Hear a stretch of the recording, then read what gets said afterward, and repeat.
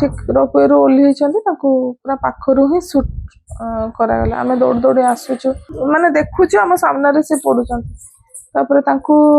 माने बहुत हेल्प मागी जे मो स्वामी को टिके बंचै दियो सेतेले कहीं काहारी को पाइनु उल्टा ये सुनिया को पाइछु जे जदि आम तांकु हेल्प करबो हेई पारे से माने हमको मारी पारंती से दिन घटना कौन कहबी ए जो टाइम थिला ए टाइम रे ही आमे माने सेई पर्सन बेली रे पहुंची मोर जो एक्टिविटीज थिला सब आमर बहुत जिनस करियार थाए कलु लास्ट को थिला रोपवेटा करिया पे सेते बेलको 2:30 पाखापाखि हेलानी मो पुओ आम 2 जन कर सारिथिलु मो हस्बैंड लास्ट रे ठीक रोपवेरु ओह्लैई पूरा पाखरु ही सुट करागला आम दौड़ दौड़ी आसुचु तापर आम दौड़ी दौड़ी आसते आसते माने देखुचु आम सामने से पड़ुचंती तापर तांकु माने बहुत हेल्प मागी जे मो स्वामी को टिके बंचै दियो सेतेले कहीं काहारी को पाइनु उल्टा ये सुनिया को पाइछु जे जदि आम तांकु हेल्प करबो हेई पारे से माने हमको मारी पारंती तेणु सेमानक डर भी जीवन भय तो समस्त को तथापि आम सेठी पानी टिके देइथिली तांकु तापर पुओ को आनी सिक्यूरीटी तापर जेतले से लोकल सिक्यूरीटी जो थाते से माने आसेले आसिकिना हमको कहले तमे माने आगो जाओ तापर आमे जहाँ भी ट्रीटमेंट हम आमे नैकिना जी ताको नैकिना गलु राति 10:30 बेले मते खबर देले आस तमे बॉडी चेक कर मु आ मो पुओ 2 जन गलु जाइकिना तांको चेक कली तापर पुणी सेठु श्रीनगर आसिलु से टाइम रे बहुत हेल्प मिलछि ताको ऑफिस तरफ रु भी तापर हमर प्रशासन तरफ रु भी हमर केंद्र सरकार राज्य सरकार बहुत हेल्प करछन्ते से टाइम रे संगे संग माने मु कोठी रहिली कोन कली कोन नै सब प्रति मुहूर्त रे बुझिछन्ते तापर तांको तापर माने 2 थर पोस्टमार्टम पाई जाइछन्ते चेक करा हेछि से दिन रु आज पर्यंत केमति आपन को पहुंची से दिन रो घटना आज पर्यंत भी मु भूली पारुनी माने सेटा भूली भी पारिबेनी केबे भी हेले आ से थिला बेलर समयटा अलग थिला एबे समयटा अलग कहीं ना घर रोजगारिया पुओ जतले चली जाए सेते बेलर ता परर अवस्था बहुत भयंकर थाए माने सब जिनस रे चलिबा पई आगुरु जेटा चिंता करिया को पड़ेनी एबे गोटे डिसीजन लेला को सहित चिंता करिया को पड़ुछि जे कोन करा जिवो कोन नाही बोली तनो बहुत चेंजेस हे छै सब जिनस हां से केवल जे एठी पुओ बोली एठी तांकर जो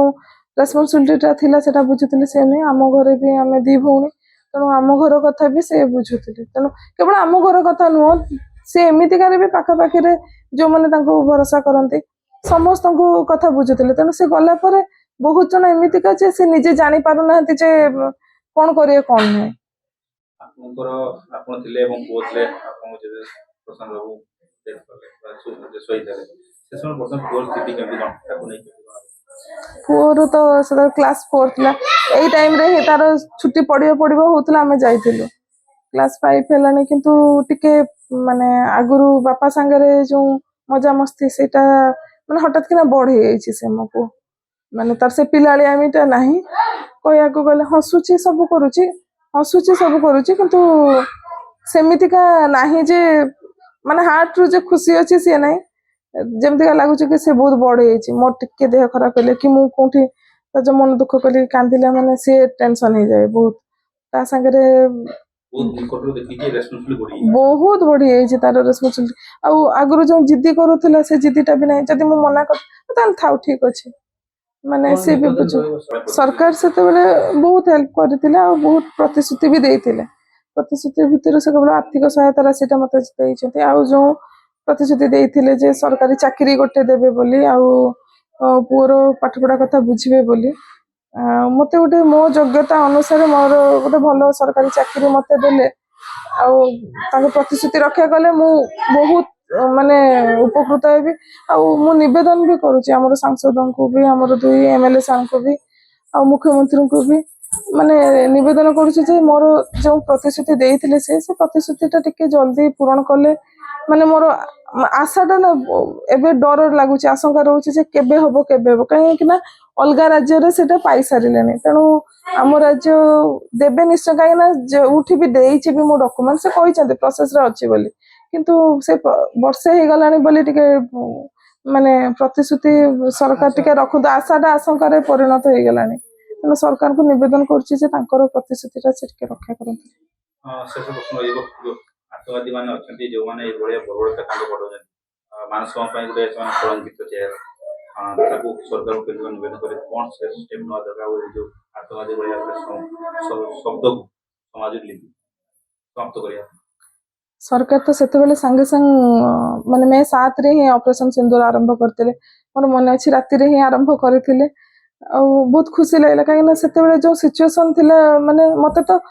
କିନ୍ତୁ କଣ୍ଟିନ୍ୟୁ ଯଦି ସେଟା ପୁରା କରିଥାନ୍ତେ, ମୁଁ ଭାବୁଛି ସେତିକା ବେଳେ ହିଁ ଆତଙ୍କବାଦଟା ପୁରା ଖତମ ହେଇଯାଇଥାନ୍ତା, ସରି ଯାଇଥାନ୍ତା। ଆଉ ତାପରେ ସରକାରକୁ ଏତିକି ନିବେଦନ କରିବି ଯେ ମାନେ ସୁରକ୍ଷା ଏକରେ ବଢେଇବା ଦରକାର। ଆଉ ଆମର ଯୋଉ ଭାରତୀୟ ସେନା ଅଛନ୍ତି ତାଙ୍କୁ ସମସ୍ତ ମାନେ ପୁରା ପାୱାର ଦେଇଦେବାର ଅଛି। ଏଇ ଯୋଉଠି ଆତଙ୍କବାଦ ଦେଖିଲ ମାନେ ହିଁ ତୁମେ କାହାରି ପରମିଶନ ଦରକାର ନାହିଁ। ସେମାନେ ଯେମିତିକା କରୁଛନ୍ତି ତୁମେ ବି ସେମିତିକା କର, ଯାହାଫଳରେ କି ସେମାନଙ୍କ ଭିତରେ ଡର ରହିବ। କାହିଁକିନା ଆମେ ସବୁବେଳେ କ୍ଷମା କରି ଚାଲିଛୁ ବୋଲି ସେମାନେ ଭାବୁଛନ୍ତି ଯେ ଆମେ କିଛି ବର୍ଷ ପରେ ଆମେ ପୁଣି ଏମିତିକା କରିବୁ। ମାନେ ସେମାନେ ଭାବୁଛନ୍ତି ଏବେ ହେଲା, ହଁ ଠିକ ଅଛି, କିଛି ବର୍ଷ ଯାଉ ପୁଣି ଆଉ ଥରେ ସେମିତିକା କରିବୁ। କାହିଁକି ନା ସାଧାରଣ ଲୋକ ବହୁତ କ୍ଷତିଗ୍ରସ୍ତ ହଉଛନ୍ତି।